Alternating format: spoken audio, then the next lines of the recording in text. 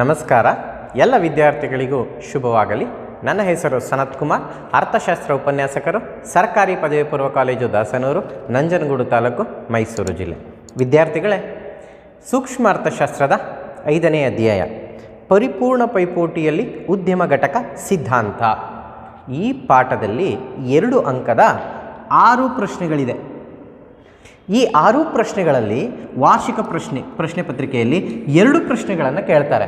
ಈ 2 ಪ್ರಶ್ನೆಗೆ 2 ಸರಿಯಾಗಿ ಬರೆದ್ರೆ ನಿಮಗೆ 4 ಅಂಕಗಳು ಲಭಿಸುತ್ತದೆ. ಹಾಗಾಗಿ ಈ ಪಾಠದ 2 ಅಂಕದ 6 ಪ್ರಶ್ನೆಗಳನ್ನು ನೀವು ತಿಳ್ಕೊಳ್ಳೋದು ಬಹಳ ಉತ್ತಮ. ಈ 6 ಪ್ರಶ್ನೆಗಳಿಗೆ ಉತ್ತರವನ್ನು ಈ ವಿಡಿಯೋ ಮೂಲಕ ನಿಮ್ಮೊಂದಿಗೆ ಹಂಚಿಕೊಳ್ಳುತ್ತಿದ್ದೇನೆ. ಮೊದಲನೇ ಪ್ರಶ್ನೆ, ಪರಿಪೂರ್ಣ ಪೈಪೋಟಿ ಮಾರುಕಟ್ಟೆಯಲ್ಲಿ ಉದ್ಯಮ ಘಟಕವೊಂದು ಲಾಭವನ್ನು ಗರಿಷ್ಠೀಕರಣಗೊಳಿಸಿಕೊಳ್ಳುವ ಅಗತ್ಯವಿರುವ ಷರತ್ತುಗಳನ್ನು ತಿಳಿಸಿ. ಇದಕ್ಕೆ ಉತ್ತರ 4 ಅಂಶಗಳು ಬರುತ್ತೆ. ಅದೇನು ಅಂತ ಹೇಳ್ತೀನಿ. ಮೊದಲನೇದು, ಬೆಲೆ ಸೀಮಾಂತ ವೆಚ್ಚಕ್ಕೆ ಸಮನಾಗಿರಬೇಕು. ಅಷ್ಟೇ ಸಾಕು, ಮೊದಲನೇ ಪಾಯಿಂಟ್.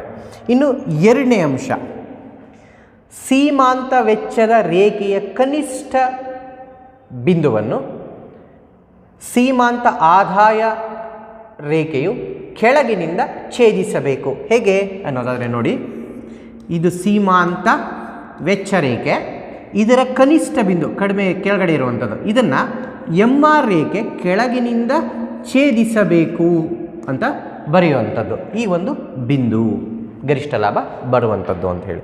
3ನೇ ಅಂಶ, ಅಲ್ಪಾವಧಿ ಬೆಲೆ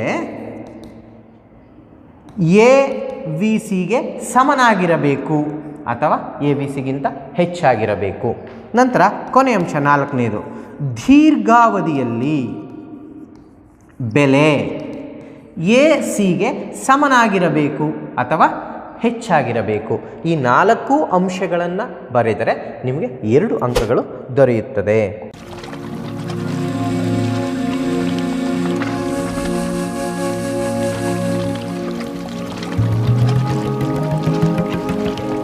ಎರಡನೇ ಪ್ರಶ್ನೆ, ಸ್ಥಗಿತತೆಯ ಬಿಂದುವಿನ ಅರ್ಥವನ್ನು ನೀಡಿ. ಸ್ಥಗಿತತೆ ಬಿಂದು ಅಂದರೆ ಏನು ಅಂತ. ಅಲ್ಪಾವಧಿಯಲ್ಲಿ AVC ರೇಖೆಯ ಕನಿಷ್ಠ ಬಿಂದುವನ್ನು, ಅದು ಹೇಗೆ ಬರುತ್ತೆ? ಅಲ್ಪಾವಧಿಯಲ್ಲಿ AVC ರೇಖೆ ಇದರ ಕನಿಷ್ಠ ಬಿಂದುವಿನಲ್ಲಿ SMC ರೇಖೆ ಕನಿಷ್ಠ ಬಿಂದುವನ್ನು ಛೇದಿಸುತ್ತದೆ. ದೀರ್ಘಾವಧಿಯಲ್ಲಿ LRAC ರೇಖೆಯನ್ನು ಅದರ ಕನಿಷ್ಠ ಬಿಂದುವಿನಲ್ಲಿ LRMC ರೇಖೆ ಛೇದಿಸುತ್ತದೆ. ಈ ಛೇದಿಸುವ ಬಿಂದುಗಳೇ ಸ್ಥಗಿತತೆಯ ಬಿಂದುಗಳಾಗಿದೆ.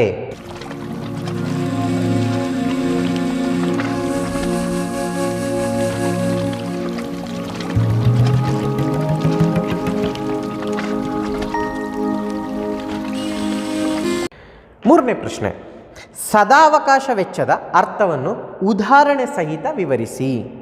2ನೇ ಉತ್ತಮ ಚಟುವಟಿಕೆಯನ್ನು ಬಿಟ್ಟುಕೊಟ್ಟ ಗಳಿಕೆಯೇ ಸದಾವಕಾಶ ವೆಚ್ಚವಾಗಿದೆ. ಉದಾಹರಣೆ, 1 ಎಕರೆ ಭೂಮಿಯಲ್ಲಿ ಪೂರ್ಣವಾಗಿ ಭತ್ತ ಬೆಳೆದರೆ 20,000 ಆದಾಯ ದೊರೆಯುತ್ತದೆ. ಒಂದು ಕಲ್ಪನೆ. 1 ಎಕರೆ ಭೂಮಿಯಲ್ಲಿ ಪೂರ್ಣವಾಗಿ ರಾಗಿ ಬೆಳೆದರೆ 10,000 ಆದಾಯ ದೊರೆಯುತ್ತದೆ ಅಂತ ಅಂದ್ಕೊಳ್ಳೋದಾದರೆ, ರಾಗಿ ಬೆಳೆಯುವುದನ್ನು ಬಿಟ್ಟು ಕೊಟ್ಟದ್ದಕ್ಕಾಗಿ ಭತ್ತವನ್ನು ಬೆಳೆಯುತ್ತೇವೆ. ಇದೇ ಸದಾವಕಾಶ ವೆಚ್ಚವಾಗಿದೆ.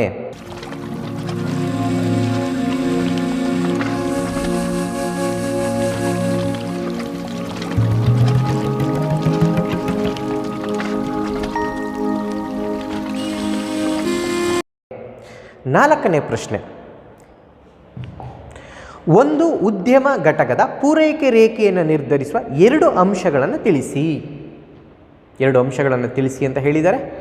ಮೊದಲನೇದು, ತಂತ್ರಜ್ಞಾನದ ಪ್ರಗತಿ, ಉತ್ಪಾದನಾಂಗ ತೆರಿಗೆ, ಘಟಕ ತೆರಿಗೆ. ಇವು 3ರಲ್ಲಿ ಯಾವುದಾದ್ರೂ 2 ಬರೆಯಿರಿ.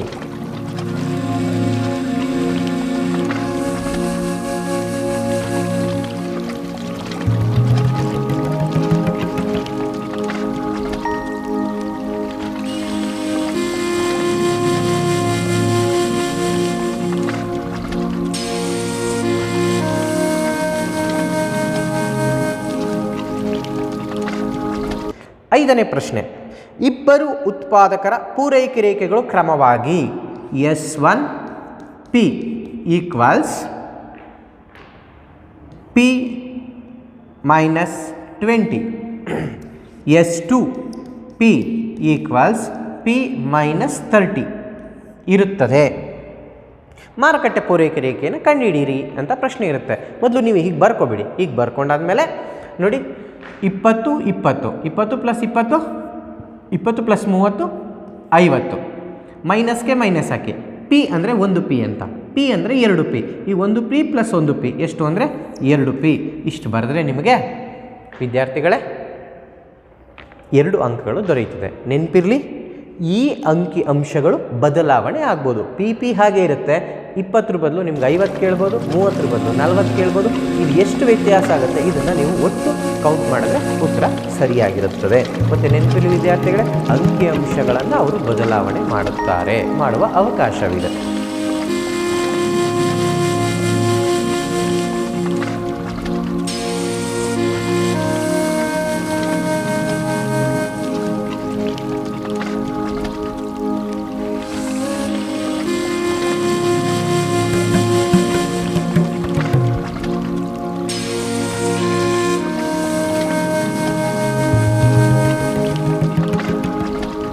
ನಂತರ ಕೊನೆಯ ಪ್ರಶ್ನೆ, ಬೆಲೆ ಪೂರೈಕೆ ಸ್ಥಿತಿಸ್ಥಾಪಕತ್ವದ ಅರ್ಥವನ್ನು ನೀಡಿ ಮತ್ತು ಅದರ ಸೂತ್ರವನ್ನು ಬರೆಯಿರಿ. ಬೆಲೆ ಬದಲಾವಣೆಯಿಂದ ಪೂರೈಕೆ ಪ್ರಮಾಣದಲ್ಲಾಗುವ ಬದಲಾವಣೆಯೇ ಬೆಲೆ ಪೂರೈಕೆ ಸ್ಥಿತಿಸ್ಥಾಪಕತ್ವವಾಗಿದೆ. ಇದಕ್ಕೆ ಸೂತ್ರ ES equals delta Q divided by delta P into P divided by Q. ಇದು ಸೂತ್ರ. ಇದನ್ನು ತ್ರಿಭುಜನ ನಾವು ಡೆಲ್ಟಾ ಅಂದರೆ ಬದಲಾವಣೆ ಅಂತ ಹೇಳಿ ಕರಿತೀವಿ. ಈ ಸೂತ್ರಕ್ಕೆ 1 ಅಂಕಗಳು.